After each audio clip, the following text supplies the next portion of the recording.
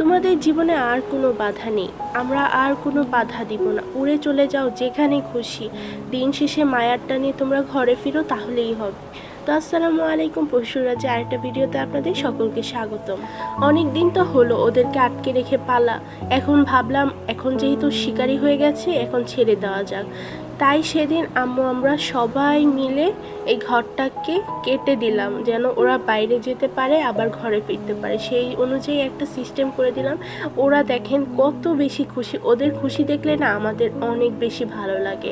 ওরা যখন উড়াউড়ি করে তখন দেখলে এত শান্তি লাগে, কি বলবো, আর বলে বোঝানো যায় না। প্রথমে যখন ওদেরকে ছেড়ে দিয়েছিলাম তখন অনেক বেশি টেনশন হতো, কোথায় গিয়েছে, আবার কখন আসবে, নাকি হারিয়ে গেল নাকি। তারপর আস্তে আস্তে আলহামদুলিল্লাহ সব ঠিক হয়ে গেল। ওরা দিন শেষে ঘরেই ফিরে আসে, আবার যখন ক্ষুধা পায় তখন আবার ঘরে আসে।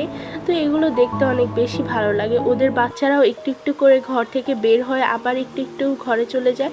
অনেক দিন পরে ওদেরকে ছেড়েছি, তাই ওরা অনেক বেশি খুশি, যেখানে খুশি সেখানে যাচ্ছে, আর এটা দেখে আমাদের অনেক ভালো লাগছে। তো আজকের ভিডিও এখানেই শেষ করছি, সবাই ভালো থাকবেন, আল্লাহ হাফিজ।